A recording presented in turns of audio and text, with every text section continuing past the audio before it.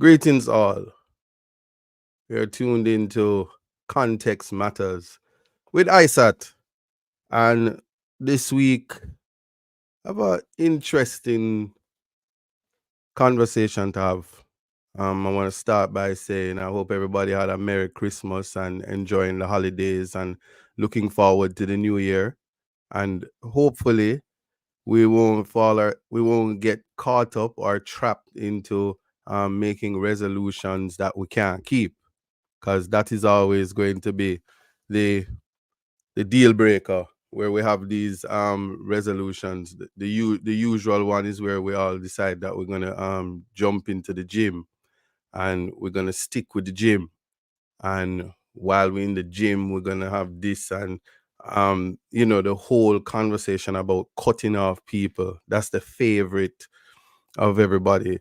We're gonna shed the contact list and we're gonna start afresh, and then it don't last beyond January, which has about 66 days. It's the longest month of the year, and we all know why. Everybody use up the salary and everybody use up the money during this season. Greetings, all. Big up Dion Russell. I see you, essay holder. Um, Carla E. Banks, Angela Alexis, Maureen Husbands, Never Stuttered, Sunshine, Janet, Chikori, blessings, and to everybody who is on TikTok, bigging you up as well. Thanks for joining. For those of you who are on TikTok, you can just go over to the ISAT Buchanan 5419 channel and you can tune into the Context Matters. For my listeners on Reggae Global Radio, you tuned in, and we have an interesting show, as I was saying. I want to talk about integrity and morality. This is important because before we even can get into critical thinking, which is going to be a key component going forward into when we're dealing with any topic, and how we think about conversations and what we want, how expectations for our leaders, for our friends, for our loved ones, for the people that we interact with, expectations from society, how society is to deal with us, how society is to handle us. We have to have an idea of critical thinking. So I'm looking and interacting with the comments, trying to multitask as best as I can. But I want you in the comments to give me your idea, your thoughts and ideas on what you think integrity is, and what you understand it to be, and we'll have a working definition. I have what it is in my head, but for the conversation, it's best to deal with it with integrity and morality, and that's pretty much where we're going with this conversation. So I'm looking in the comments, and um, it's all love as always. So blessings every time to everybody. And as I said, if you're just joining, thanks for tuning in. Yeah. So in terms of holiday, where were you and what did you do? That's a good question to ask, So I'm gonna leave it, and then throughout the course, when somebody want to share, I look. Now, Cynthia B says integrity is doing the right thing even when no one is looking. I love that. I really love that. Integrity is doing the right thing when no one is looking. Yes. And agnostic says the same thing. Doing the right thing when no one is looking. I like that one. I'm gonna say, or I'm gonna ask everybody to adopt this one, or what you think of this one, because I'm working with this one. Integrity is wholeness. So when I'm in integrity, I am whole.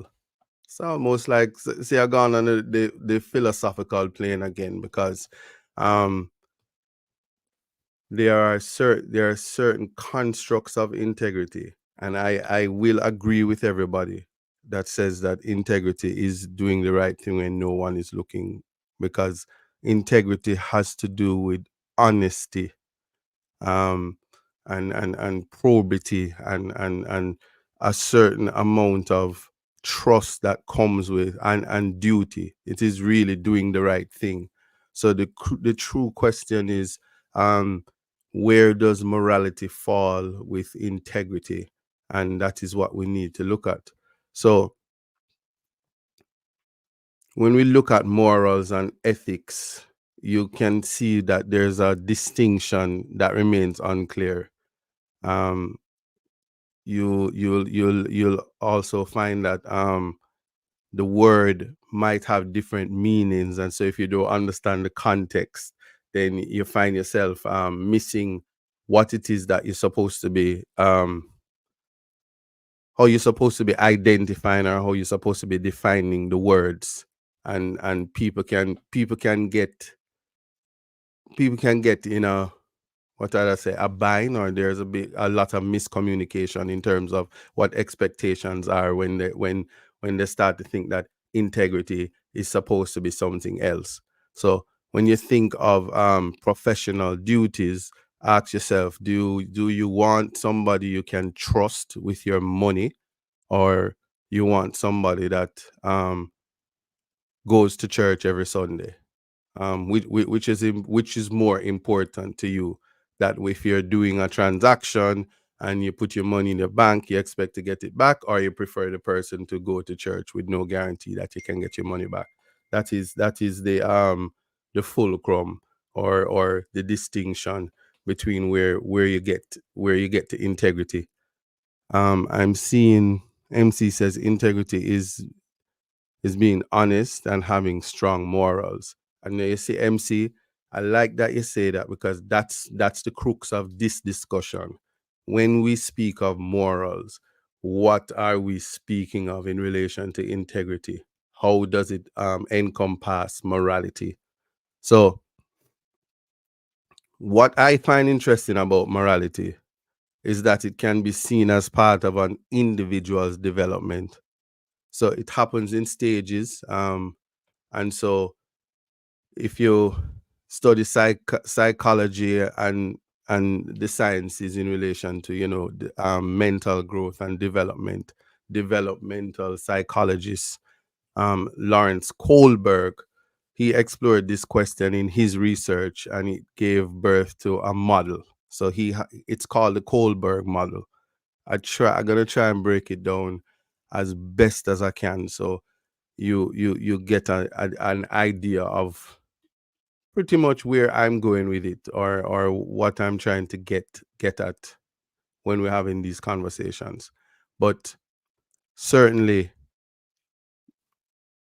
certainly, what we have is the Kohlberg model. On the festive in the comments, principles, integrities, honesty, and principles. Pat says that. And SS says integrity is honesty, morality, and doing the right thing. We do have a good understanding. Now, Big J64 says integrity is a moral sin, especially here the controversy come, especially the behavior of Christians. You have to elaborate on that, Big J64. You have to elaborate on that one. That sounds very controversial. All right, let's just break down the Kohlberg model. And I'm not going to overwhelm you this week, I promise, because I get cursed about it. Say it's the stuff is heavy, but I really want us to get on a certain plane so we understand the context. All right, so Kohlberg, in his model, he's basically saying that human beings go through different stages as they gain awareness and maturity, and what they ought to do, um, in terms of what is right or wrong, or in other words, morality. So we have developmental stages. So guess what's going to happen if you live in a country where and I don't want to use condescending words, but where they're conservative, or sometimes if you were here in when I just started the show 2 weeks ago, we spoke about in terms of context, I had used Plato's cave, the allegory of the cave. So if people don't know better, they'll be stuck in us at a certain level or at a certain stage, and their morality will be based on what their understanding is, and as well as the maturity of the society. So the awareness of the society, all this will be shaped by how the society advances. So here's the Kohlberg's theory of moral development. Here it goes. One, he's saying individual principles of conscience, right? So that's one level. That's the highest level. And I go there because if you it's almost like Maslow's laws of hierarchy, where you get to self-actualization. Well, it's similar here because it speaks of individual principles of conscience. Well, we live in a society where most persons, which is at the level one stage, let's go here, and this is young. This is supposed to be in the development stage. People who are 6 and younger, they have what is known as the punishment and obedience orientation. So you obey rules to avoid punishment. What does that look like? And I want people to ask me the questions, or big up yourself, Ryan Wilson. I see you. Um, want people to ask themselves this question. Um, Punishment and obedience orientation. Obey rules to avoid punishment. What does that mean to you? I'm going to tell you, but as I call them out, I want you to put some thought to it. And yes, as Jamaica on TV says, please like, subscribe, share, and as we continue to grow and learn from each other. All right. Again, as I said, the punishment and obedience orientation. You obey rules to avoid punishment. And I was asking, what does that mean to you? All right. Well, check this. You see 2 people fighting, and you're in school. You don't want to intervene because the teacher had says nobody's to leave the desk. Well, you're not going to get up on part because you don't want the teacher come and you weren't at your desk. So you don't do anything. So even though you see somebody getting bullied, you do nothing because you don't want to get in trouble. That's our first phase. Contextualize that as I'm saying this, put it in the context of social media and how people behave in comments, or how they interact um, on platforms. The next stage will be the naive hedonism stage, where you conform to get reward and to have favors returned. So you find that at this stage, everything you do is to get a reward and to gain favor from I'm not going to use the word masters, but from the people in authority. So this they say is about the same. You're still in the infancy, pre-adolescent stage. Now at step 3, it's the good boy, good girl morality. So you conform to avoid disapproval or dislike by others. So here it is. You will know something is right or something is wrong. You will know what is the right thing to do. You will know what integrity is. But because you're in the good boy, good girl stage, you want to deal with whatever the majority is doing, and you don't want to offend the powers that be, and so you let things slide because you want to be a good girl or a good boy in the eyes. So you don't stand up and you don't speak up for what is right, and so your integrity is therefore compromised. When we get to step 4, and listen, Somebody feel free to ask me to repeat if I'm going too fast or if it's getting away from you. So, excuse me. We then go to 4. You conform to avoid censor by authorities.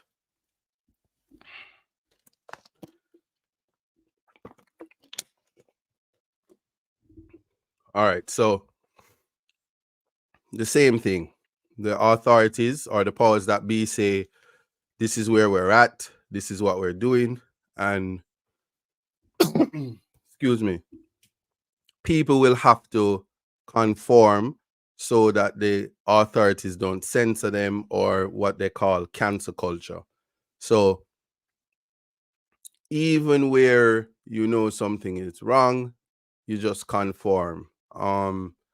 We've had many situations, and wrong or right is also subjective, and there's a context to it. But again, if you're thinking about a society, whatever the society says is the right thing to do, if you conform to that, even when you know where your conscience lies, even though you know as a matter of integrity it's not the right thing or it is the right thing to do, you conform to society so you avoid being put or ridiculed with other persons, so you don't speak out. That's a different level. The next aspect would be step 5. So you conform to maintain communities, and emphasis is on individual rights. So it's almost like a bargaining thing. You only conform like when in Rome you do as the Romans do, but you know better. And then the highest level, which I had started, was what we call the individual principles of conscience. And this one is where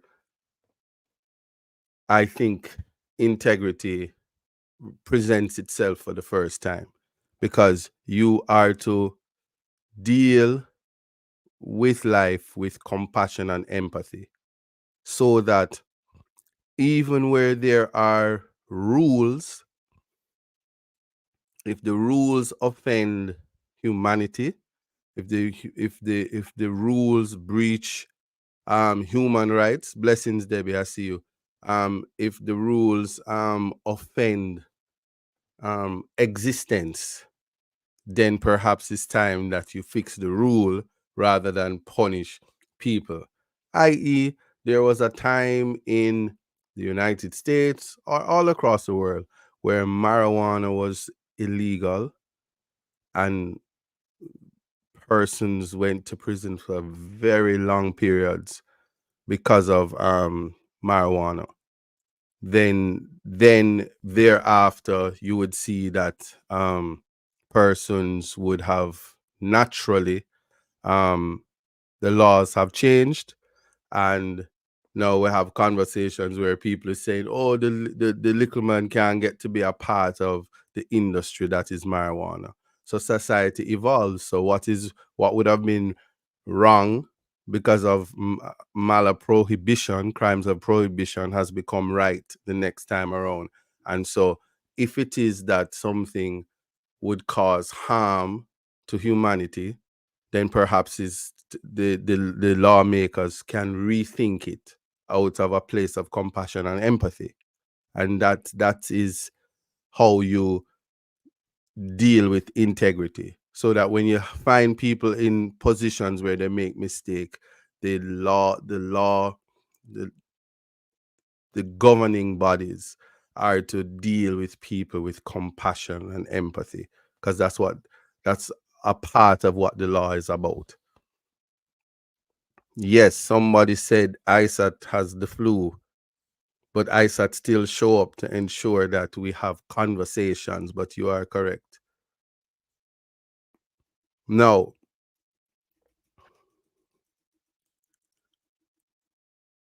if we deal with the notion of a post-moral stage and relate it directly to integrity, there is a psychologist called Carl Jung, and he says that the purpose of a human being is not to become perfect, it is to become whole. So during your life, you search for um, the need to be fulfilled and to become whole, to feel complete. So when we enter an experience in our life, we are searching for a piece of ourself that we hope to find in that experience. And in that sense, life can be seen as a giant treasure hunt. But we are looking for something that is actually within us. So it's either within you or it isn't. And that's the same thing when it comes to integrity. It must be whole and complete. So when we want to get back in integrity, sometimes we might need to do things that might not seem morally right given society standards, but that will allow us to feel more whole. That's a hard pill to swallow, but here's the thing. Can you imagine living in a society where the government is oppressing um think of any class, any minority class. Um, there's even now there is in the Middle East the conflict between Israel and Hamas, and we see the nations take there. Some nations are for a ceasefire. Some nations abstain. Some nations are against, and there it is divided. But a lot of self-interest or many other things come into play. But one of the things about integrity is doing what you know is right, even where um, it may get you in trouble. So that is the context that we have to now look at. Should we be afraid to do what we know is right or to challenge the status quo because the people before us has been doing it wrong all the time and say, but this is how we do it, or we should not do it this way. When we have to think on those lines when we're dealing with um defining integrity and using morality, because morality is a societal concept and it may not necessarily be the right thing, because it can also be cultural based. Now, what if a human did the opposite of what society would do, but would nonetheless be more moral and more ethical than the ethics and morals of society itself? That's a question I'm asking.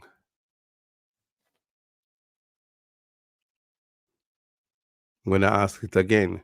What if a human did the opposite of what society would do, but would nonetheless be more moral and more ethical than the ethics and morals of society itself?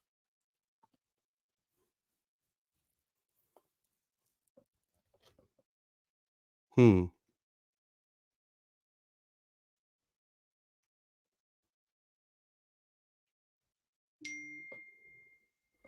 Oh,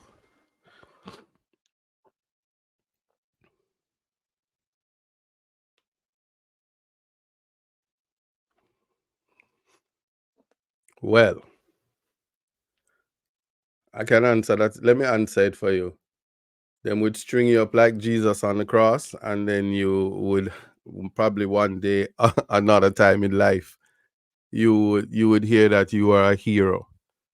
Because once we appreciate that the moral of a society is what shapes the society, what the elders say is right and what the elders say is wrong. When see Kevin Wright says morality is false and the runaway train cart experiments show you that. Right. So these are the reality is that morality shapes society, and that is why sometimes the law and morality doesn't go together. It's the same thing that I am submitting to you in the context of this conversation, is that morality has no place in defining integrity. And if we used morality to say that if you are not in keeping with the morality of the particular society, which I'm also submitting is mimic or identical to the allegory of the cave, Plato's cave, as in a backward society, then what you tend to find is that the they would constantly oppress persons who would advance society and then complain that society is backward and they're trying to advance society. And we have to be able to separate the two and then understand what our duty is, self-check, to check ourselves, to understand, to do the right thing even when no one is looking. And the the idea of doing the right thing is to ensure that you don't bring harm to people, ensure that the people who trust you, when you're put into positions of trust, that you don't breach it, so you don't find yourself before the court by a court order because you decide that you want to take somebody's land because you're bigger and brighter than them, or take advantage of the little man. And somehow in every society, if you look all around the world, the reflection of any society is how the least among them live. It is not good to say, if you look to one society and black people are flourishing, um, that it means black people are doing well in the society because you find 2 or 3 people. Um, you have to look to see the general livelihood of the people, the least among them, and where poverty lies. So if you're in a society that is high poverty, it simply means that corruption is at the top, and naturally, um, it rots from the head. Naturally, Ron one he said, "Sir, I said it slipped me. Say ratty tell we say it was going to be hard. Big up yourself." But I thought the hierarchy presented does not seem gradual. I'm glad you said that, because what happens is this: people there. If you look at society, there are some societies that never leave, and we're going back to Kohlberg's hierarchy. Some people never leave the different stages because it is psychological development, and so you have persons fluctuating, and once you're fluctuating, what you're doing is navigating morality, and in navigating morality you oftentimes lose integrity.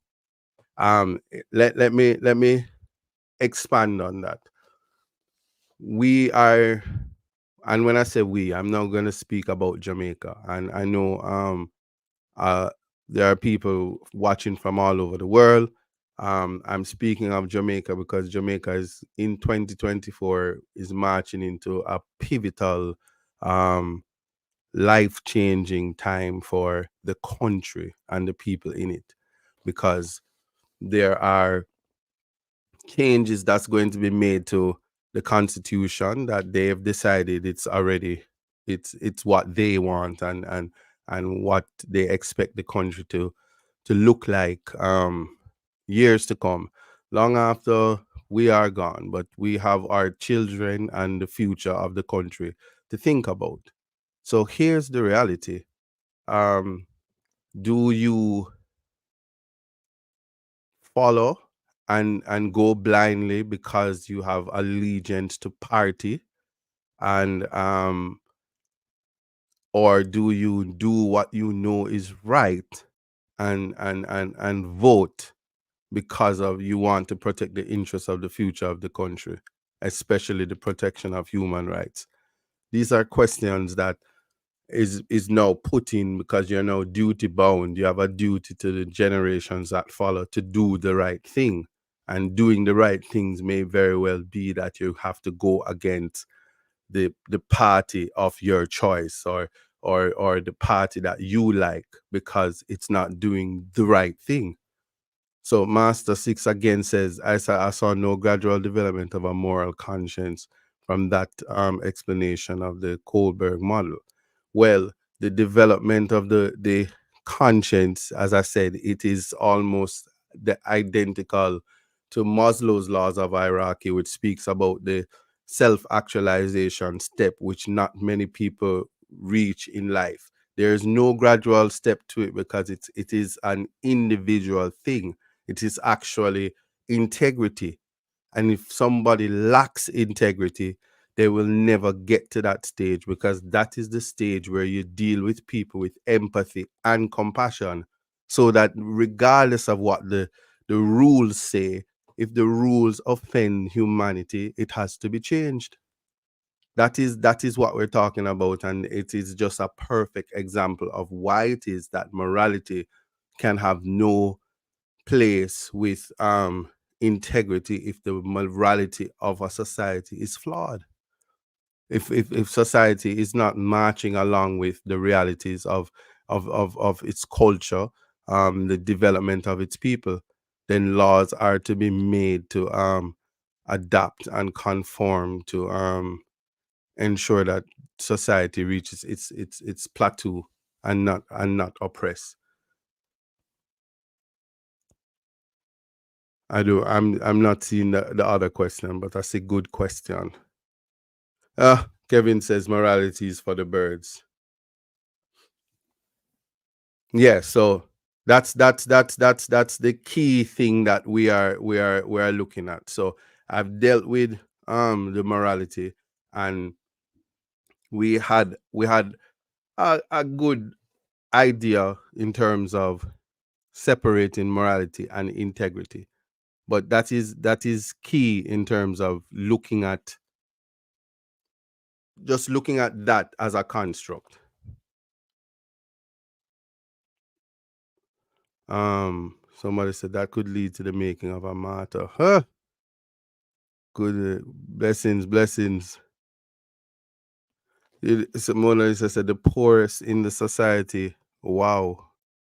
I need context on that in a Mona Lisa, because I remember that song. One day, the poorest of the poor, the poorest of the poor. I don't want to see that somewhere. I need to be myself because I'm not. Anyway, let me stop. But yeah, so having having looked at both of these two concepts, you can now put in context when you're hearing people speak about integrity, speak about even good character, and we use terms and we have no idea what these terms are. And I'm going to put this out there, and I'm not going to dwell on it. I'm just going to put this out there. We hear it's loose. We hear this loosely every day. It's a new thing. Certainly in 2023, it has been weaponized beyond human comprehension. Um, Misogynistic. Men are misogynistic. I've been called that as well, and defined, asked for a definition. And women on the platform, I can ask you, when you say a man is misogynistic, real quick, without going to Google, define misogynistic. What do you know it to be? Well, in my research for the last 6 months, the women who I've asked, they don't know what it means. And I'd be surprised if right now, while before the end of the show, um a, somebody on the platform can articulate what it actually means, and then when we use it, we're not weaponizing it and using it almost like a curse word. A lot of people go AG.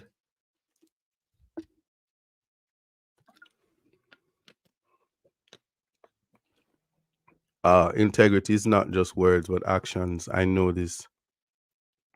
You said the PM has no integrity, hands down. I don't know. um it's a non-word. Some Marjorie Webby says them no like woman. So a misogynist is somebody who don't like woman. Okay. So then when you call a gallus a misogynist, that still makes sense?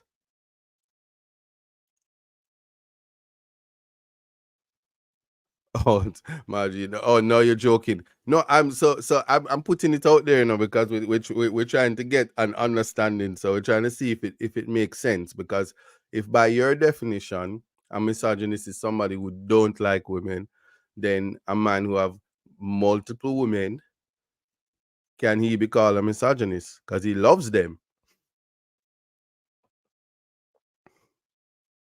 Ah, blessing Zachary. I see you. So think on those lines.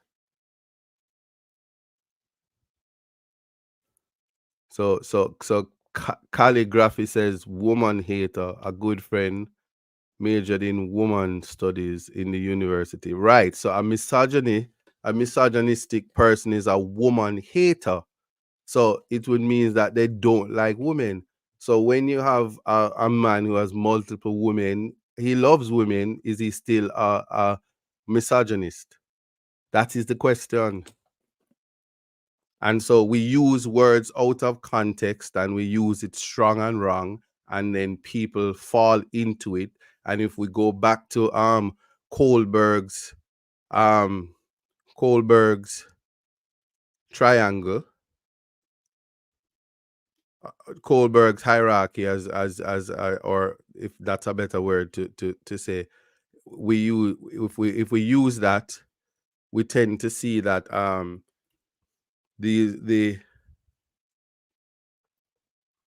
people are just conforming to avoid censorship by authorities, or being the good boy good girl, even knowing that the words don't fit or the definition. And sometimes even intellectuals, you'll be around people but you don't want to offend them, and so you don't correct them, which is also showing a lack of integrity, because you see somebody's around you and it they don't know to spell a word, and or they mispronounce the word, and is your friend. It's almost like being around somebody and let me see the best things. Somebody with bad breath is your friend. Because if you can't tell your friend that they have bad breath, you're not a friend. How can somebody be around you every day and you don't say, listen, your breath is bad, you need to go brush your teeth, without someone is saying, oh, that's so insensitive. Um, and so the idea of being honest, um, and regardless of what the consequences are, is of utmost importance. And so if we miss the contextualize, see, Kevin Wright says it's feminist jargon. And Kevin, that you're so misogynistic for just saying that. How you just brush it to the side like that? I'm offended. You're such a misogynist for saying that. Tisa said that's the worst one. Which one? Bad breath? All right. So Nifty says, I think he can be a misogynist if he use women and treat them like objects instead of a person. Wow. Okay. Nifty. Nifty. But isn't that, wouldn't you have to put that in context though? Um, putting that in context, because when you say objectify, if you love something and if you use that which you love um to I guess satisfy your pleasures, how is that misogynistic? Because if the definition is that you hate women, it wouldn't fit. Marjorie Hastings says we use words some of the time and don't know the meaning. That's what this program is about. We're going to contextualize everything. We're going to put things in context. For instance, there was a show called Are You Being Served? It's a British show. Um, it would Benny Hill. These shows had a lot of humor, but Are You Being Served? Mrs. I can't remember her name, but she had cats, and she referred to her cats as she pussy cat, so she says pussy. And if you take it out of context and you only understand the word to be one particular thing, then you are offending. And so um we have to understand the dictionary definition of words and the context in which words are being used before you just get up and say, oh, that's offensive. And it it it's important to know so that you don't cross the lines or cross the bars and say it's an inappropriate word to use or something like that. Mrs. Slocum, right? And she doesn't go anywhere without her. And I'm gonna say cat because I'm not going to play on it. And see, Zachary says context is important and intention is also important. So many times we judge or misinterpret what people say or do because we don't consider intent. What was the intent of the person at the time? Exactly. And so that's exactly where we're supposed to be. That's exactly what we're supposed to be looking at. What is the intention of the person and not what our intentions are. And the thing about it is, in those situations, we go outside of the issue and end up dealing with the person. So if you don't like a person, you take the context out of whack. um for instance, outside is raining, you don't like me, I see you going down the stairs, I said don't go outside, it's probably not good to go outside. If you don't like me, say, oh, they don't want me to go outside because they bad mind me. You don't stop. You don't say why. You don't find out the context. You don't investigate enough. You don't do that which is important. You deal with emotions and you fall outside of the context, and that is where there's a huge breakdown. Believe me, that is where oftentimes it's a huge breakdown in the communication, and all that happens thereafter. Good. No, Zachary, I think that's something that we need to do. A whole 2 hours on intention, and break down the context of that word, and see if people can even if people can grasp that aspect of it. But you see, I my fear is that when I do this, the same people are going to sit on jurors, and then it's going to be the whole law system is going to change. So I need to be careful how I use my platform. Blessings, blessings. All right, so I think, so Rena said, can a woman be misogynistic? I'm happy that you asked that, because guess what? They can't. It is patriarchal, um, a patriarchal world, even though I think that that never changes. Um, I think that never changes, but there is it's almost like they say black people can't be racist. I don't agree. Um, they say that they almost it's almost like empowering minority groups to be able to disrespect the majority. But even as I'm saying that, there's a context for saying that, and so we always have to find the context when we're dealing with that. The key thing about it, why I raised the misogynistic or the misogynist, is that most people don't know what it is. And even as we're having this conversation, it's difficult to find a working definition of what a misogynist is and the context that we're using it. And so it is a word that has become a weapon. It's been weaponized, because if you're in conversations with persons, or if a man is in an argument with a woman, God, he knows how he gets himself in that situation. But the minute the serious issues are being tackled and somebody lose footing, the easiest way out for the woman is to simply say that the man is a misogynist. And then everybody says, oh yes, cancel him, because the truth at that point becomes problematic. Yes. So so so that is one aspect of it, and how we think of it. Now Kevin says racists imply you in a race, black people not in the race of life. They are on the sidelines. I disagree. But that's a that's something to contextualize, and I am going to dance around that for now. But just putting out there, so so integrity trumps morality. I'm glad I read that right, because I thought you were saying integrity over Trump's morality, as in Donald Trump. But I'm glad I see what you're saying now. But integrity. All right, so that's going to bring us into the second aspect of what I want to talk about is that morality. I want to talk about profanity and morality. I honestly want to see if we can have a conversation on that. And here's why.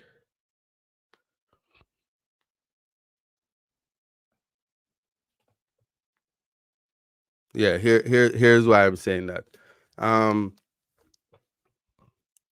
if a society says that women should not wear pants, um, and men should not wear shorts, um, men should not have long hair, i.e., dreadlocks. Um, does it mean that as a man I'm to cut my hair to have integrity, and I'm to not wear shorts when exercising to have integrity? That's what morality does. Blessing, Janet. But that is what morality does, and that is how you have to look at it. And that is actually key.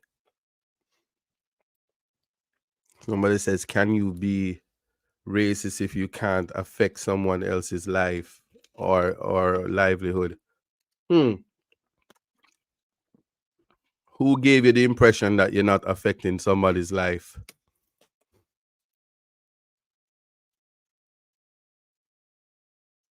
Think I want you to think about that, because words have power, and people think that the power dynamics can prevent what the idea of race, classism, all of these isms is about hate.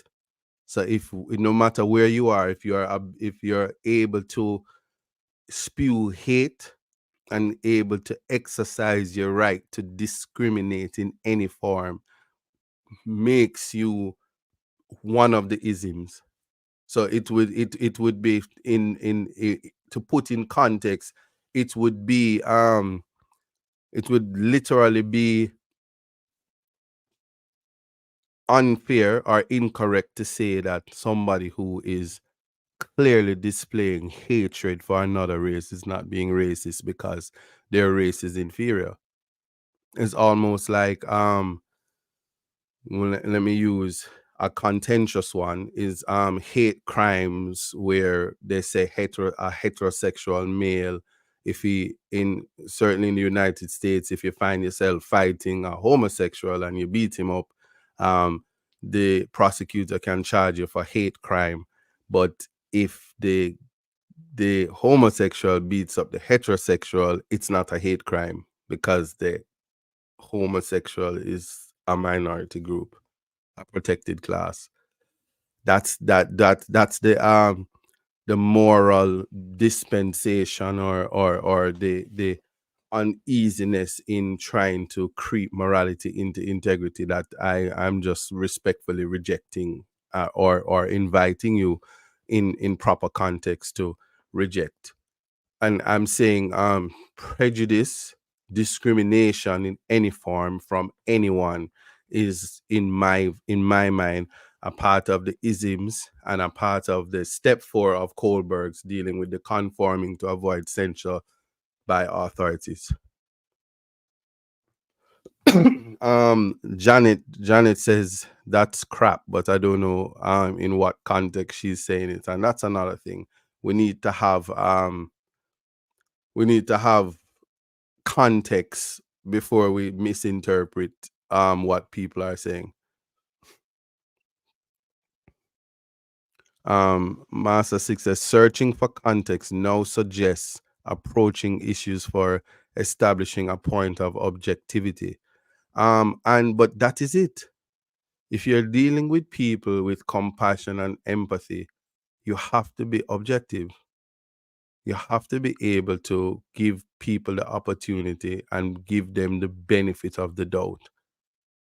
Not saying you should stay around, and if you see a madman with a machete coming and swinging, the person don't even have to be mad. But if you put it in context, if you're standing and somebody's swinging a machete and coming towards you, the proper context is to assume that this person is mad and I need to get out of the way and protect myself. Don't wait to get chopped and then says, oh, it appears the person is mad because I was chopped. No. So you have to use exercise wisdom, and in doing so it's we use what is known as critical thinking to get where we need to get, and use that as a tool. But language, see, somebody on here helped me so well with talking about Miss Succumb. Are you being served? Very, very nice comedy, and the use of the English language, beautiful. So I'm going to deal with the profanity on in the next hour. But before I move on, I'm just going through the comments again. Cynthia B says morality could also be about one's belief. So this can be social norms and ideology. That's correct. But what you are shaped by what you believe, and what you believe would be coming from your this is now a nurture versus nature. So there are some things that is genetic transference, like black people suffer from the genetic transference of the slave experience, and that's nature. But then you have nurture, which is cultural to your environment, and then we have the realities of how people grow in urban cities versus rural versus rich versus poor, and the mannerisms that they pick up. But when you mix the two, that's where your morals come from. What I did submit though, excuse me. Yeah, what I did submit to you guys though is that there is an aspect of it that the integrity is something within. And if you find that which makes you whole, um you will get to the individual principles of conscience. That's important because section 13(1)(b) of the Constitution speaks about your right to belief and conscience and belief, and that is it's so important because you have the right to and freedom to believe whatever you want to believe, including knowing when something is right, and when something is right, you stand up for it. And sometimes, sometimes there will not be, we can agree to disagree. Can, like, for instance, there are, if let's, I'm just going here real quick, but politics, there are sometimes between two parties in America, Republicans and Democrats, they vary slightly. They vary slightly, literally to red and the blue. That's how slight the difference is. One say I'm liberal, the next one say I'm conservative. But the reality is their government is always conservative, and it's there to restrain. So the true issue for the voter is, where do I find the best set of people to govern my interests? That's what voting is about. So if it is that if you take, for instance, the ruling party in Jamaica, the Jamaica Labour Party, if the only thing ISAT don't like about the Jamaica Labour Party is the use of states of emergencies, then if the government comes out tomorrow and says, I will not use state of emergencies again, what's to stop me from being a part of them? And that would be the most important thing. That would be the most important thing ever.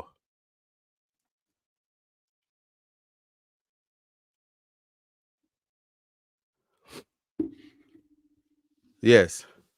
And so when you look at all that, um it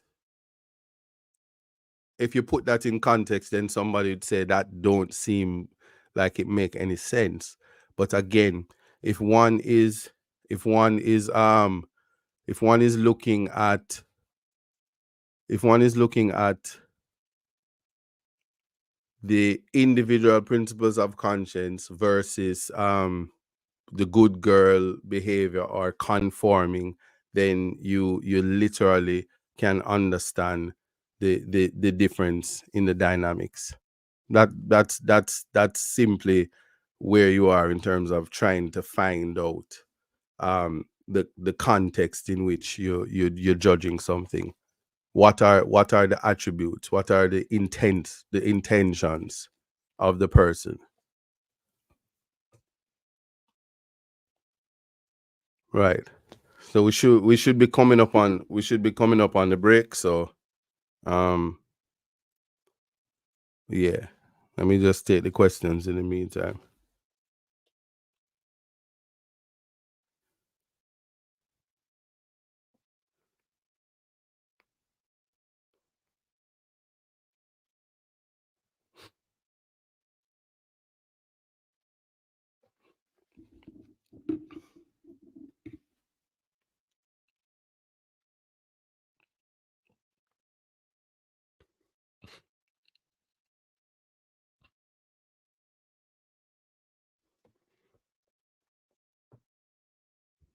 All right. Somebody says human behavior comes down to tit for tat. You sure it don't come down to context? All right. Let me just like I always find these things, but let me put things in context for you. On the monitor, as you can see, um, this is Nancy Drew Ruin Mysteries. It says the mystery of what she gonna do with all that junk inside her trunk. Now, if you're listening by radio, you won't see the photo. So, in what context have I said what she gonna do with all that junk inside her trunk? And what junk are we referring to? And where exactly is the trunk? Or what is the trunk? That is the question. But if you put it in context for those who are able to see the visual, is it clear why context matters in this scenario? So I know my people on Reggae Global Radio who is not seeing the picture. See, somebody says they would think it's her derriere. Janet Jones says that. Um, but it's a trunk, like a treasure chest kind of thing. That's important. But again, that is why context matters, because the intention behind that is truly a mystery, because if you don't know the context in which somebody is saying is asking that question, a woman may very well say, oh, I said you're so misogynistic, why are you asking the woman about the drunk in her trunk? Because say somebody said trunk could be the mind and soul, but we're at the break. So Let me not run ahead of myself.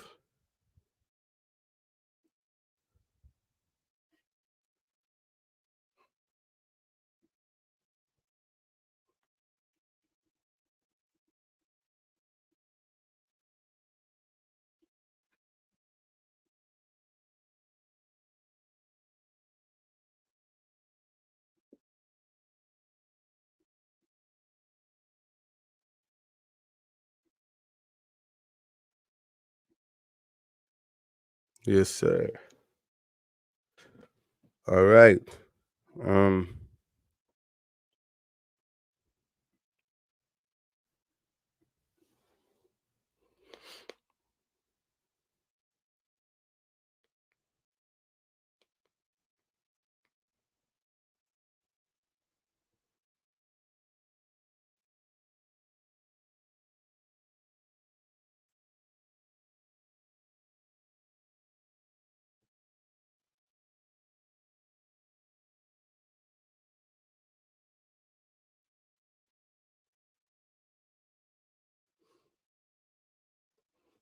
All right.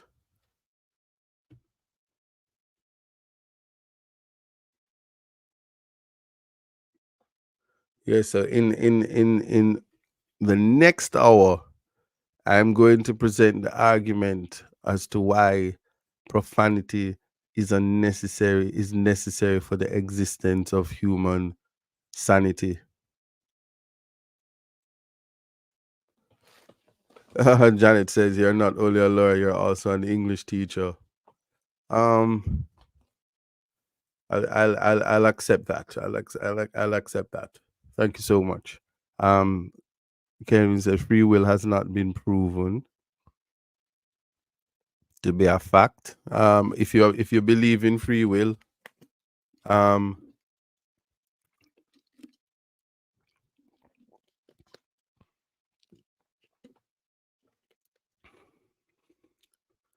Sports News says, but someone comes up with that context, so we will automatically think about that context, right?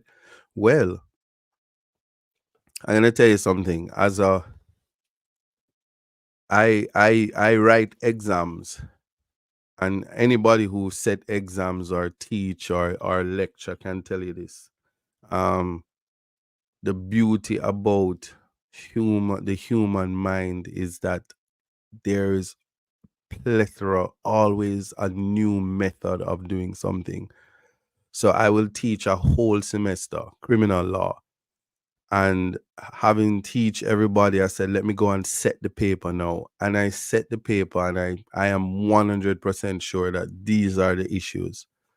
And when the students study, sit the exam, and you're going to mark, they come up with issues that you did not even put on the paper, but they're actually there. So everybody can see something from a different angle. Somebody may find the context to be different. Um, some people may be overly sensitive about something, but the important thing is finding why we speak about the Kohlberg's method and reaching that high level of conscience is to ensure that if you deal with compassion and empathy, you give people the benefit of the doubt. So even when we deal with law, we're not supposed to try to um we're not supposed to try to or albeit we're punishing people for the purpose of reform. We're not trying to destroy. So anytime you see this heavy-handed nature, even by government, that amounts to oppression, they have come outside of the even the idea of what humanity is. And so the context that we're looking for is the proper context. And if things are put in the proper context, you'll be sounding like Jesus in no time. Forgive them, Lord, because they know not what they do. So when people even come at you sideways, you just say, you know something, I think that they have taken something out of context, and I'm not going to go down that road. Um, Fatima says, Isat, profanity is a big turnoff for me. Well, Fatima, if I can convince you within the next hour that possibly there's some method to the profanity argument, I hope you stick around and we'll see what you say after that. Don't worry, I won't be cursing any. But as I said, the mystery of what she's gonna do with all that junk inside her trunk. Once again, we leave that. I will leave that for a question to answer and ask. Do you have a trunk at home? Do you carry your trunk with you? It's a matter for you. Yes. No. Somebody says greetings. Thank you so much. Thank you so much, Delroy. Janet Jones says, "What is profanity, though?" We're gonna get into that right now. Blessings, blessings. And if you're just joining, you're tuned into Context Matters with Isat, and where we spoke earlier about morality and its influence on integrity, and we know naturally going to speak about and a big part of integrity is honesty. The reason I am speaking now about the profanity is, as Fatima says, profanity is a big turn off for her. But the question is, does that mean that the person who uses profanity lacks integrity, or it's just a matter of taste for you? Because that in put in context, that will determine a lot in terms of what I said earlier. Do you want the people who are put in positions to ensure that your interest is met, to not use profanity, or not be corrupt, or not breach your trust, or have integrity and probity? That's important. As I said, that's not the real name of the book. I said, remember, I said Nancy Drew. Let me put it up back before we move on. It says Nancy Drew ruined mysteries. The mystery of what she's gonna do with all that junk inside her trunk. That's what it says. Look, it says childhood ruined. I know it's a parody of the original. So yes, profanity is just a simple purging of emotions. I like that. I like that approach. Expressing oneself. So profanity, it also falls into the freedom of expression area. And no matter how distasteful something is, how repugnant, how offensive, let me show you. I'm going to start the conversation off with a little experience I had. It could have been last year or the year before. I'm known to. I've had some good controversial moments in my career. Um, one of which, when they had the monkeypox, we just came out of COVID.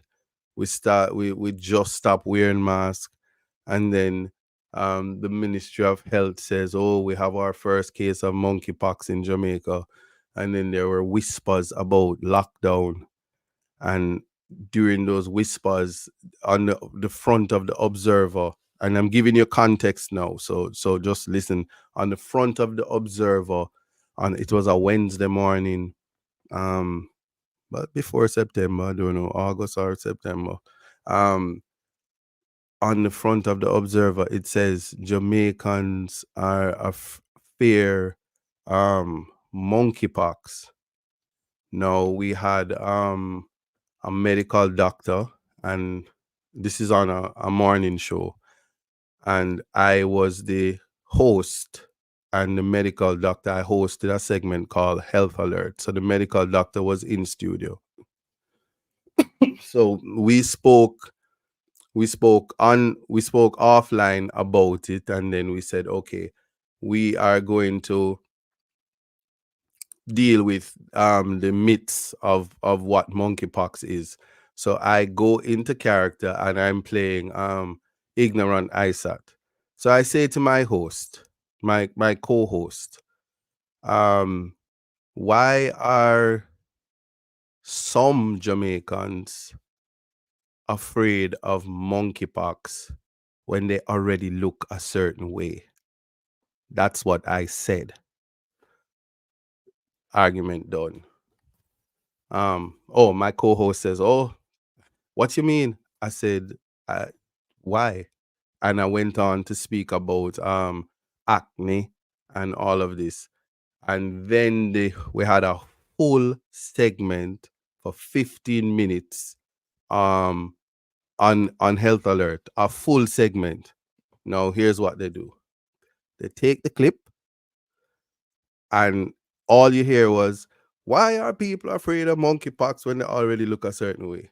And then a news outlet says ISAT calls Jamaicans monkey, and nobody listens to what was said. And to this day, when you hear people curse me, they says he called Jamaicans monkey on national TV. Now I sit and I say to myself, how and in what context could somebody say I said something that I didn't say? Well, people say, well, it's monkeypox.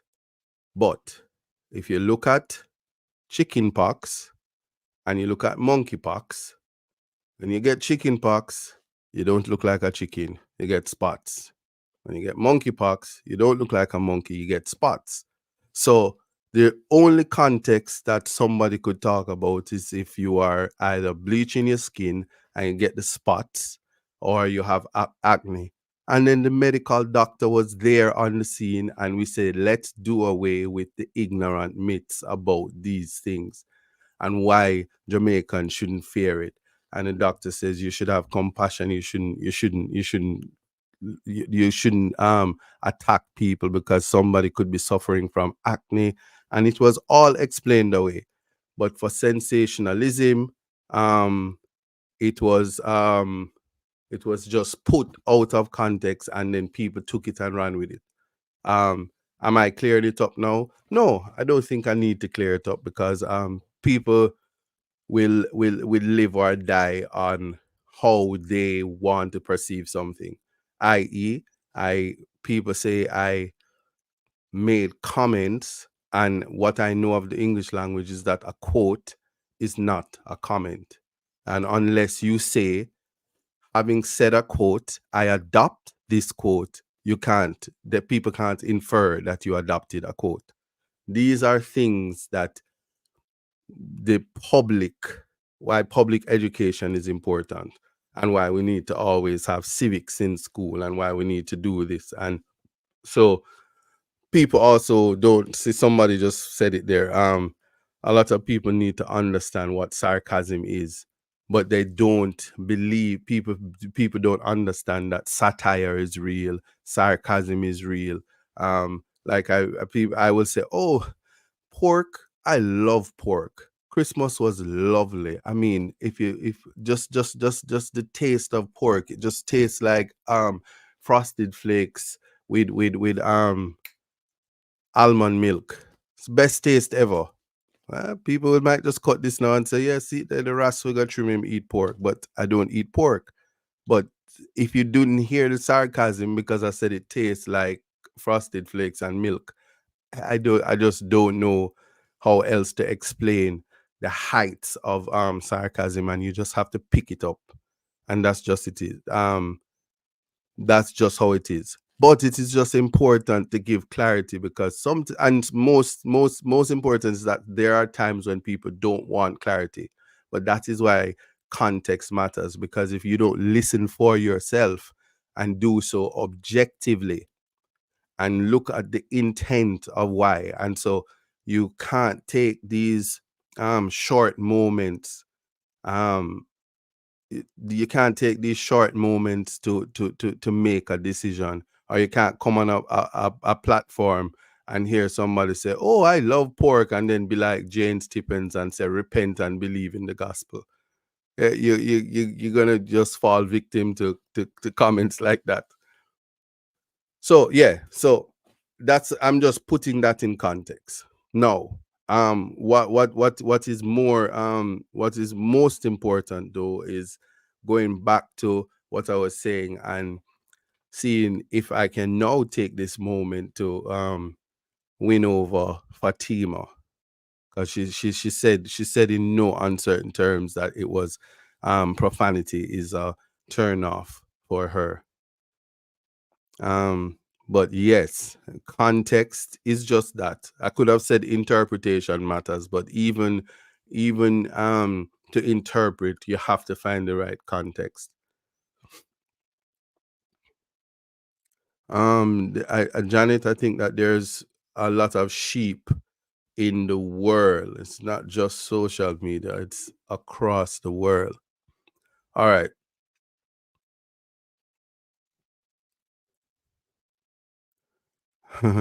I said, where is Fantastic Five? I wonder who the Fantastic Five is. Hmm. All right. So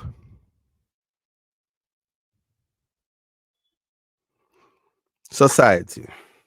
So there's a CNN article that speaks about profanity. Um, they use it as a guide, but it is a real issue. So you have society generally is polite. I can tell you, I can speak. I'm from a polite society. I'm from a Christian society. Jamaica makes no mistake. It is a Christian society.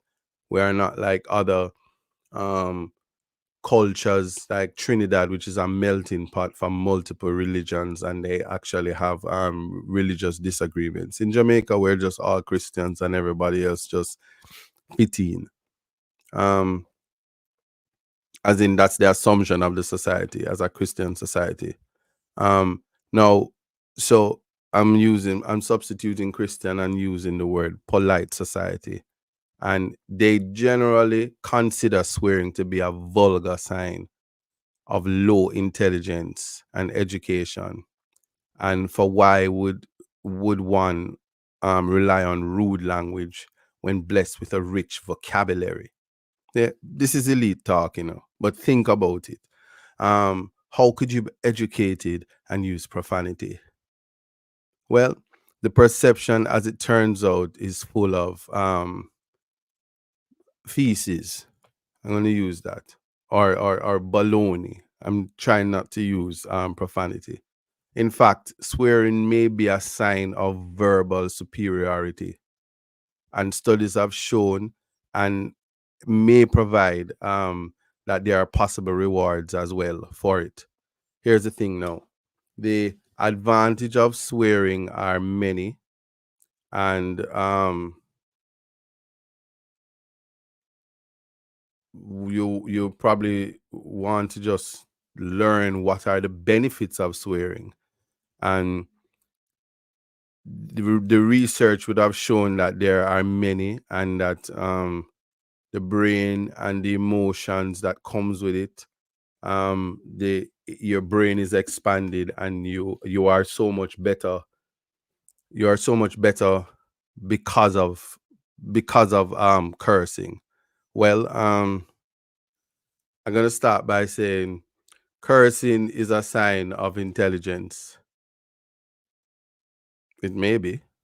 Um, so well-educated people with plenty of words at the disposal. There was a study in 2015 that found that um, they were better at coming up with curse words than those who were less verbally fluent. So how that test worked was that participants were asked to list as many words that start with F, A, or S in 1 minute. Another minute was devoted to coming up with curse words that start with those three letters. And the study found that those who came up with the most F, A, and S words also produce the most swear words. So that's a sign of intelligence. So to the degree that language is correlated with intelligence, said the psychologist, that people that are good at language are good at generating a swearing vocabulary. So swearing can also be associated with social intelligence. So having the strategies to know where and when it's appropriate to swear and when it's not, Jay said, is a social cognitive skill, like picking the right clothes for the right occasion. That's a pretty sophisticated social tool. Now, notice this. If you have to, if you if you can know when and where to use profanity. In other words, if we speak about integrity, and we said it before that integrity is about doing the right thing even when nobody is looking, then profanity on a societal plane is saying that if you're going to use profanity, don't use it in public spaces, or don't say things, don't let people hear you say things in public spaces.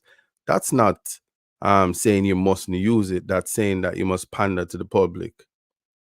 But the most important thing out of that aspect of it is that the profanity is associated with intelligence, in superior intelligence, actually. Not to be confused, and remember, we're putting things in context, so we can't confuse it with persons who are literally just cursing bad word, and then turn around, they probably can't spell the bad word that they're cursing. There's two different things. So we have to put things in context as we're saying that. OT said, "Cuss swearing in your mind." Oh, so you said keep it in your mind, but all right, let's break that down. There are some people who they pretty much there are some people who they pretty much just, what I would say, they are just, they keep everything inside, and then one day they explode. And then you have people who just say everything as it is, and they go to bed and they don't lose sleep. um that is so important.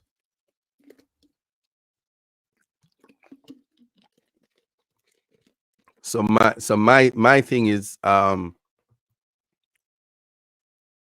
if you put it in context, I'm just submitting to you that there's evidence that profanity, um it may not mean that you lack integrity.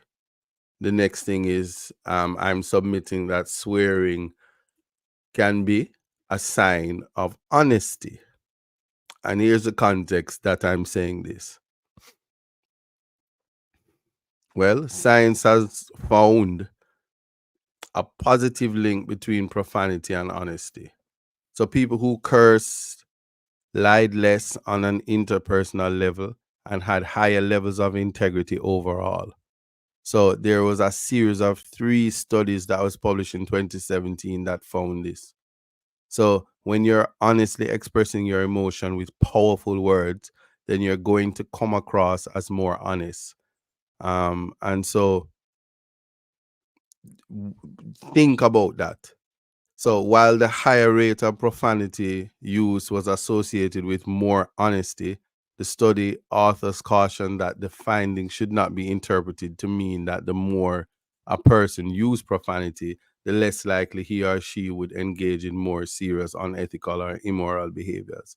But what it certainly suggests is that when somebody is using profanity and is expressing themselves, and being emotive at it at the time, you tend to find that the honesty is usually a genuine one during that discourse. Mind you, I don't know if that's so at a domino table. Well, but certainly when them licking you for six and all of these things, the profanity that comes with it, it it it's one thing that's for certain is that when you get beat, somebody had put it in. There's a German bear. I won't use the word. But that is important in terms of looking at those things. But I'm trying to look at the comments to see their thoughts on this.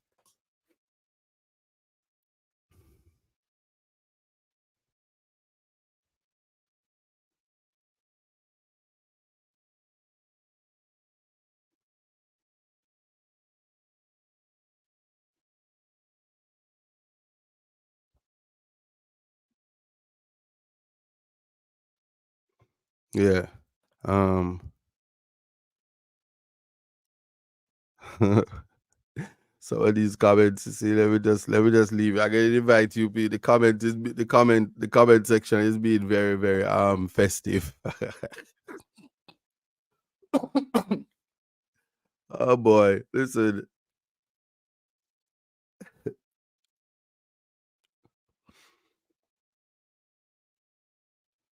right. Okay. So again, it is a context. No, I'm seeing a comment, and I'm gonna read it. So Zachary says, for too often we choose polarization versus collaboration. As a people, we have been raised to believe there is some price for tearing down others. All right, that has to be contextualized as well. Um,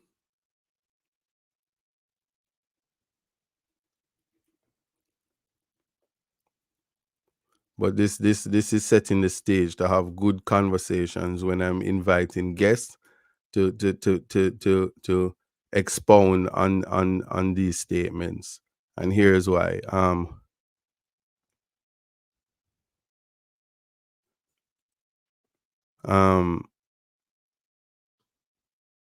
it is important, and the reason it is important is that um one of the greatest forms of communication is through language, the verbal, the oral communication.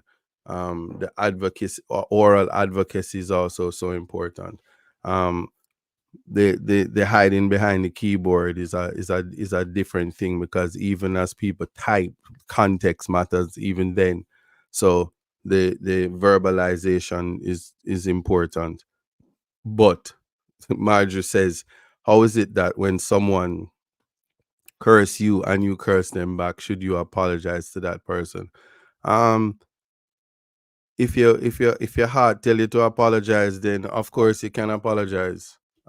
Things happen in a moment in time, in our life goes on. We can't really dwell on issues. That's something that we have to learn as a people, that um we don't dwell on issues. But here's the thing now, profanity improves pain tolerance. So you want to push through a workout, go ahead and drop an F bomb. Um, People on bikes who swore while pedaling against resistance had more power and strength than people who use neutral words, and studies show this. So it also found that people who curse while squeezing a hand vice while they were able to squeeze harder and longer. It's the same thing.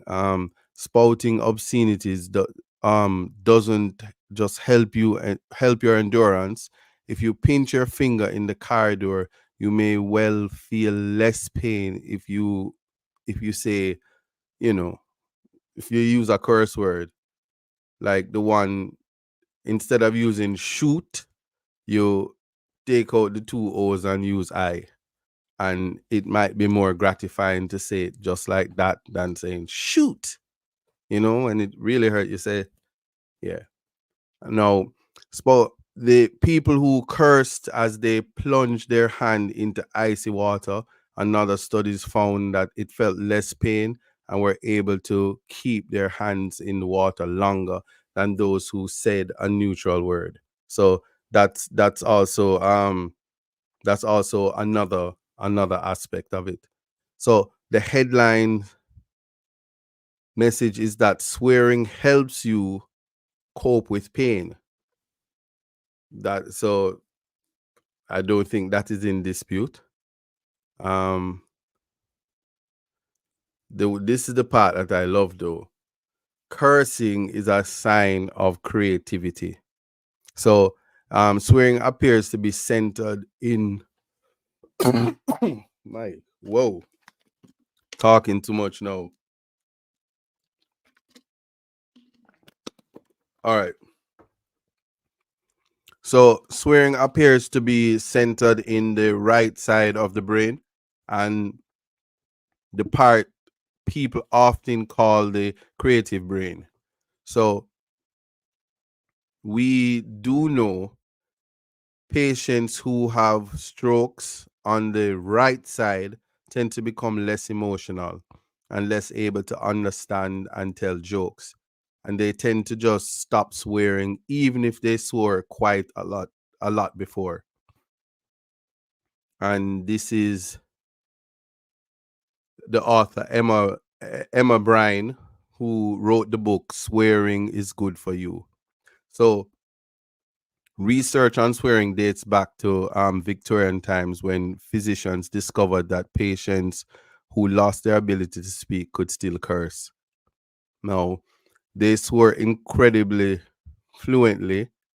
So, childhood reprimands, swear words, and terms of endearment, words with strong emotional content learned early on tend to be preserved in the brain, even when all the rest of our language is lost. So, I will submit to you then that when you're getting older and senility is kicking in, the last thing that will be left with you will be your curse words. So if your vocabulary is not filled with the curse words, you may very well at the end of life be left without speech. So I'll just put that out there. Um,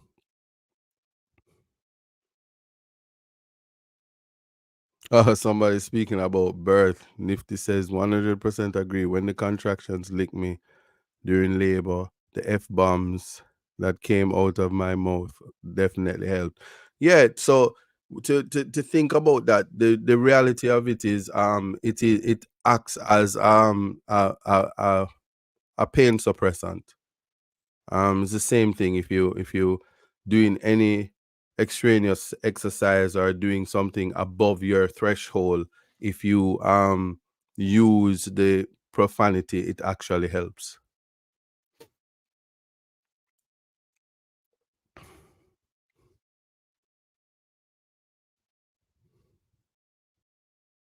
Mitzi say I'm a woman of expression. Anything hurts me, I curse. It's a form of expression. And yes, my doctor says I'm so ignorant.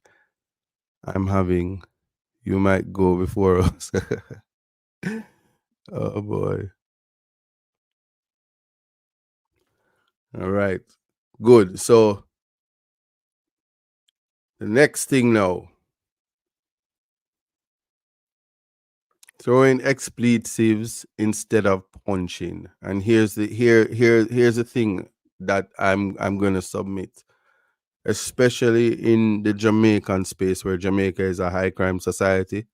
It is that much more important for people to express themselves, to diffuse the anger rather than have to suppress it and then express themselves through other means, which often lead to why we have such a high murder rate and why we have such a high levels of shooting incidents and stuff like that, because of the inability to have conflict resolution, the inability to have the outlets to vent. In first world countries, they have They have these facilities where you can go and break glass and mash up windows and use different devices to take out anger. And also shouting room. You have certainly in my workspace, there's a room where you can go and shout and scream. That's very important, but we'll speak about that another time. Now, it says, why do we choose to swear? Well, perhaps because profanity provides an evolutionary advantage that can protect us from physical harm.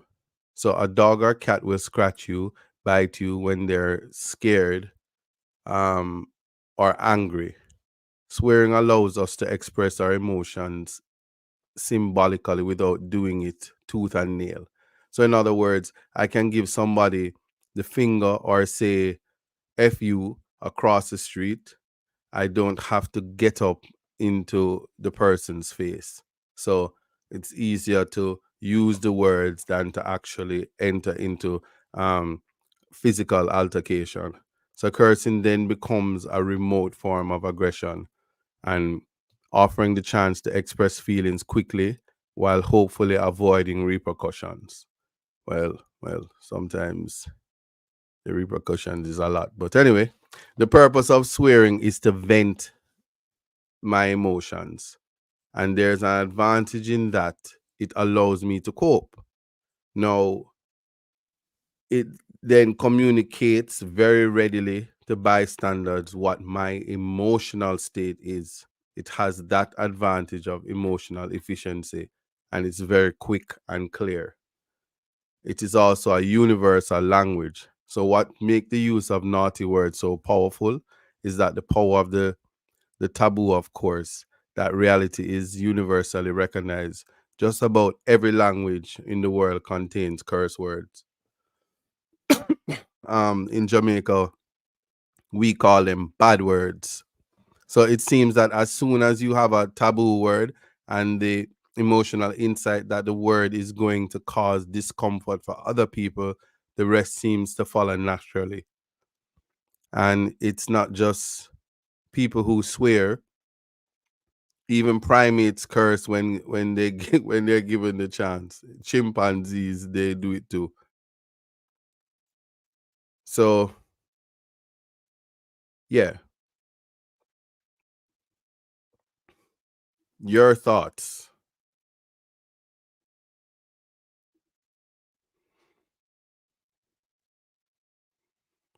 Says Smith not fear that law needs to be taken off the book. He says, but using expletive is not only the form of expression. What about writing poems? All right, hold on. You're not wrong. It says, what about writing poems, stories, drawings, coloring, etc.? That suppression of expression argument is thrown out. Okay, so if somebody hurts you mentally, spiritually, or something traumatic has happened in your life, you think that drawing in a coloring book or writing a poem that says, I am sad, I am mad, what somebody did to me was bad. If things were different, I would be glad. But because I am hurt, I am sad.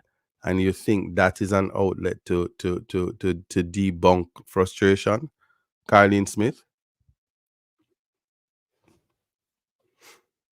it's a matter for you. Um,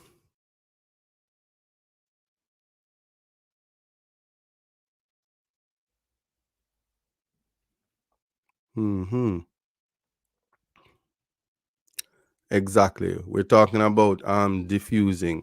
If we so to put everything I said just now, blessing Cynthia Campbell, to put everything I said in context, um, we are looking at this in the context of crime solution. How do we find outlet for a oppressed,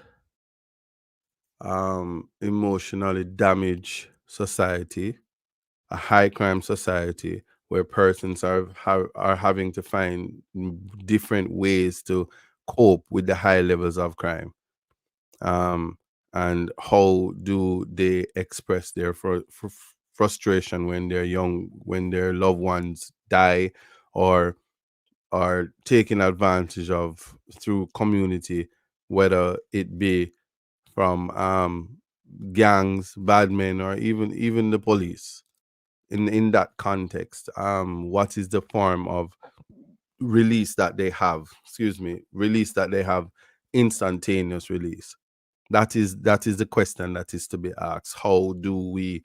Um how do we deal with that in the context? And I'm simply saying that when you're tying what I'm saying about morality, we speak about its place with integrity, and because honesty is a part of integrity. In fact, it is the hallmark of integrity. In fact, nobody can come and tell me say that them have integrity if them dishonest. So you can be sorry, you can be several things, but you must be honest in order to have integrity.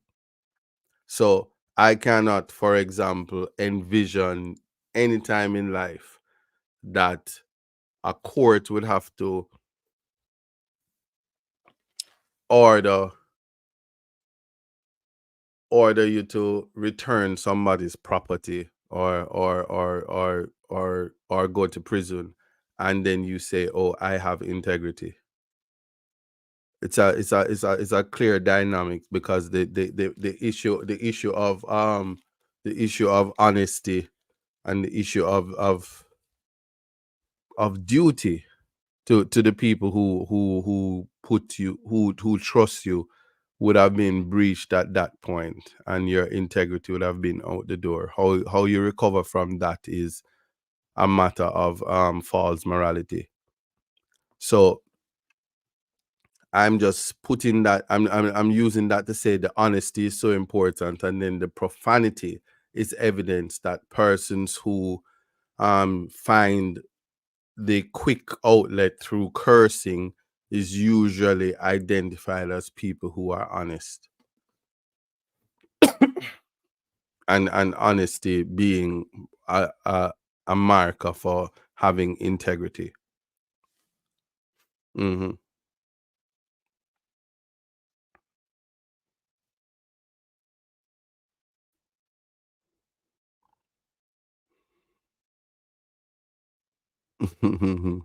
Use of the word jumbo bumbo. Do you think it's better to de-escalate rather than using profanity? Um, Calligraphy, that they always say to each his own. I think that what what what people actually do to de-escalate is just a matter. Different people have different they have different aspects of different ways to cope. What I actually believe is that you have to be in a position to do what works best for you. um and so that is what is important. I can tell you this, that I certainly would have used I use profanity as a teaching tool. um and one I can tell you that there are persons who, to bring home the point to them, sometimes if you use profanity they do get it. That is indisputable. I know that for a fact. And so it just depends on the person, it depends on the method. So different people culturally, they deal with life differently, and so you're going to have to find the best way to know what works for you. But what I'm suggesting is, culturally, if you look at if you look at society and you look at language and you go into certain communities, cursing is actually a love language. If you go into and not all, I'm not saying it is always healthy. There are some women who say, if my man not beat me, him not love me. I don't make these things up. This is what is said. And is that healthy? I'm not suggesting that it is, but I'm just saying, if you understand the culture, then and only then you can deal with the context, and then you are able to probably enlighten somebody otherwise. So I'm not suggesting to anybody that it might work for them. I'm saying, if you do what works for you. Hmm. No, it said, should one be a sponge and suck it up, but after 40 stress is the big killer. So do you deal with that? Um Well, so where stress is concerned, I don't keep stress, because, as I say, I know how to de-stress. I don't keep things in, and I express myself. And that's why it is important to understand why freedom of expression is so important, because you're not supposed to keep things bottled up inside. You're supposed to express yourself, and if while expressing yourself, profanity is a part of it, then guess what? The profanity, provided that it's not done in the Jamaican space in the presence of a constable where you can be charged for the bad word act, the bad word, whatever, then I mean, it's done. If you look at the internet and you look into the comments, people oftentimes they use the profanity and they're disgusting to their one another. Is that the proper place and medium to do that? I'm not judge and jury on that. I'm just simply saying that people do what works for them. But I'm simply stating, for the purpose or the context of raising it in this forum, that profanity is an identifier of honesty in the context of identifying integrity. Going through the comments some more. Um Somebody asked me, what is verbal abuse? Verbal abuse is very subjective, is very objective. For instance, context, time and place for everything. Um the word daddy. And I'm gonna use this cheeky. The word daddy can be, you can be a dad, or somebody's daughter calling you a dad. And at the dinner table at Christmas, she says, "Daddy, pass the salt," and two people looking around to see who is going to pass the salt. Context matters. So there is a thin line between time and place and the context in which something is done. But you have to look on it from that perspective. Somebody says, I'm late and context matters. Are we accepting that in Jamaica many can only express their anger through profanity? That's their vocabulary. It is how they get their anger and frustration out. You're saying, if we are accepting that, it's not in Jamaica. I'm saying to you that anywhere in the world, profanity is an outlet to de-stress and to de-escalate somebody. If you're walking in your house and you hit your pinky on the table or the door corner or the edge of something, um the next time it happens to you, just remind me what words that you use. It's probably sh, or or and whatever it is. But that's what the frustration is. Some people run to their cars. If you've had an experience standing in line at a government office and the time just goes by and you lose your lunch time, especially you work somewhere and you become frustrated. You go back to your car, you're around the steering wheel, and I'm sounding real uptown right now, but you sit in a space and you curse. Not saying that you have to do it publicly, but I'm saying it happens. Um, Caroline says profanity has dual roles. It can incite as well as de-escalate a situation, and that is true. Now, that's why context matters, because one is not suggesting that you just go around and you're using profanity. We are talking about profanity, using profanity to de-escalate. That's what we're talking about. So that's the context. Profanity for de-escalation. Profanity as evidence of being honest. If nothing is clear when somebody is using profanity, the communication that is clear to all that is around is that the person who is using profanity is angry, or that it is an alarm and a notice to all that something is serious. The matter is serious. I don't think anybody can disagree where that is concerned. And that's why in some spaces, and I speak about like the domino games and the family gatherings, where if you don't know the family and the culture and you hear them talking to them, they're doing it and they're hitting the table and they're cursing the bad words, you think they were arguing, but it's just culturally they're excited about what is being done, and it's a genuine excitement and maybe even seen as joy at that particular time. Mm-hmm. No. Um.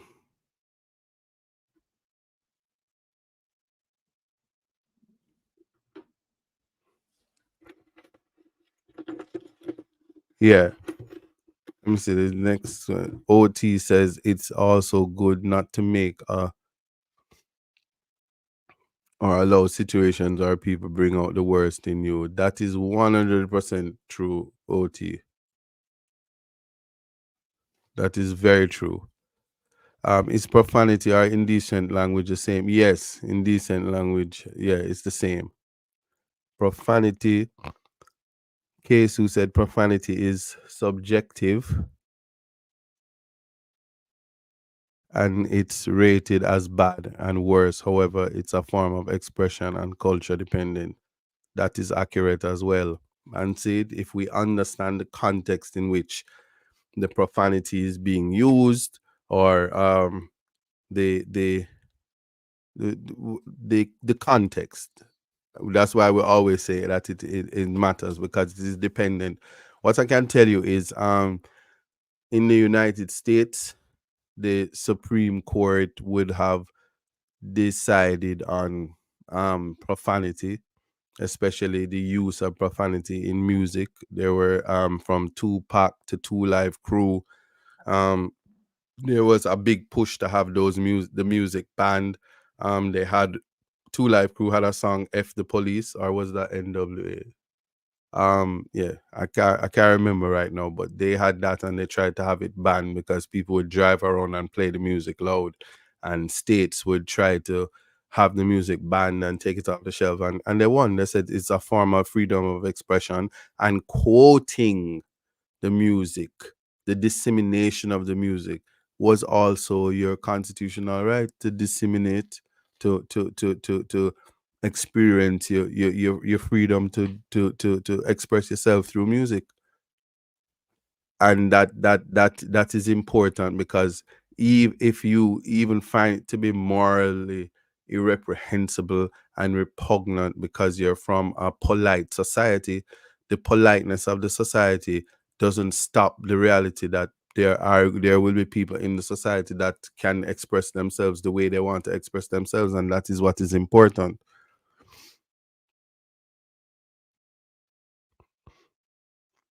Marjorie says, me usually fight people when them tell me certain things, but I end up in a jail for 5 months.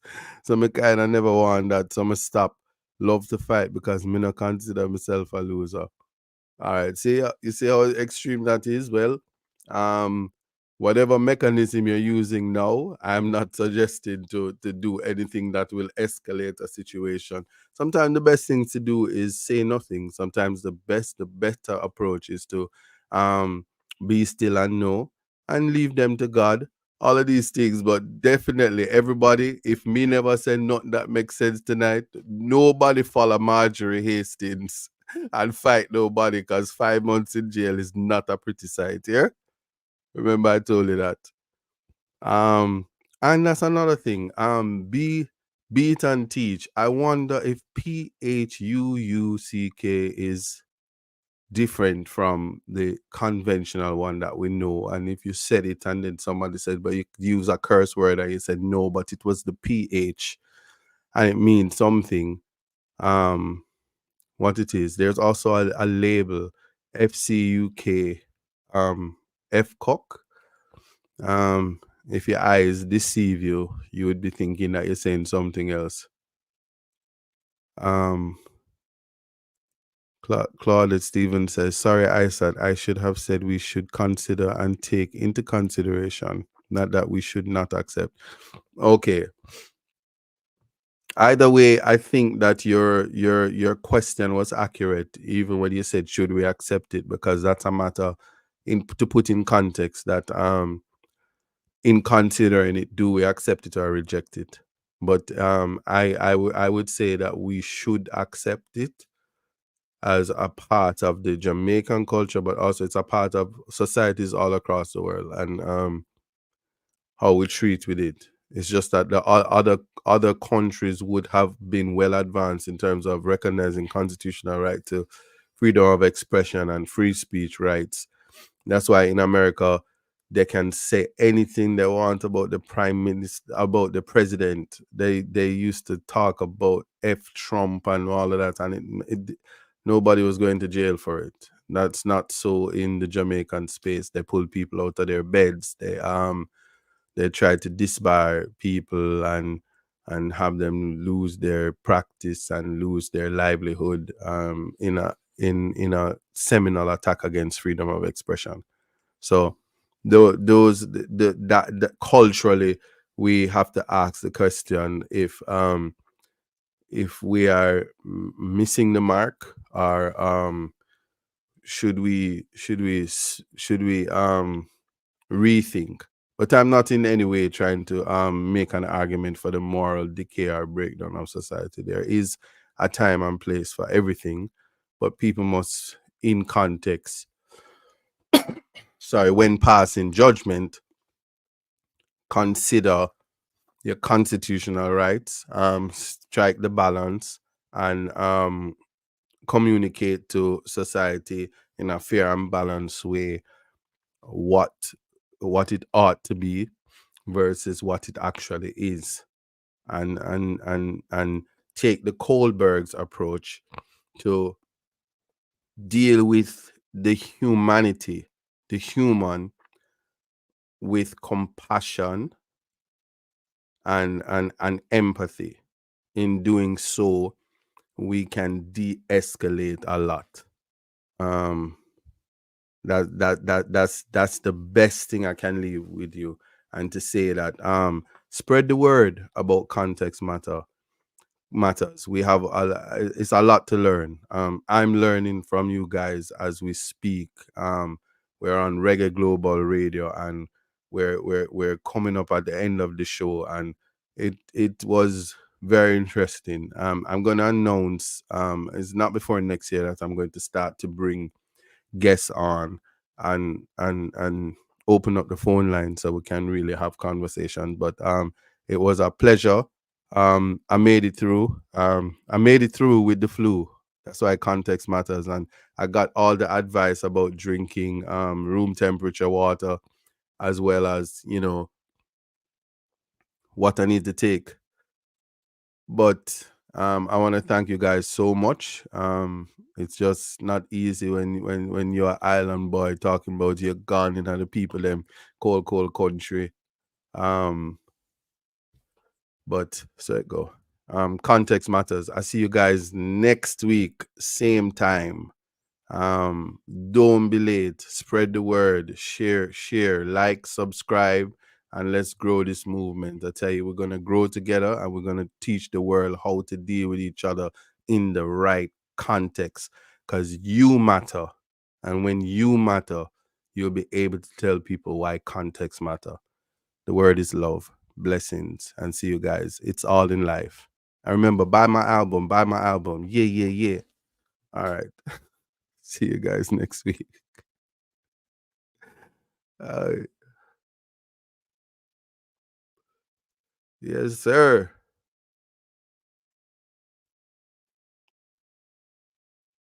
Let me read these comments before I get off.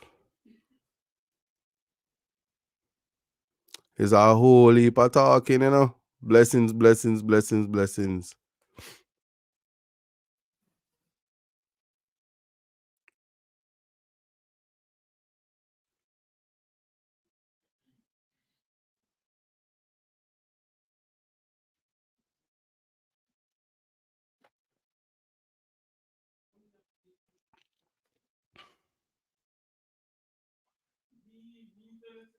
All right.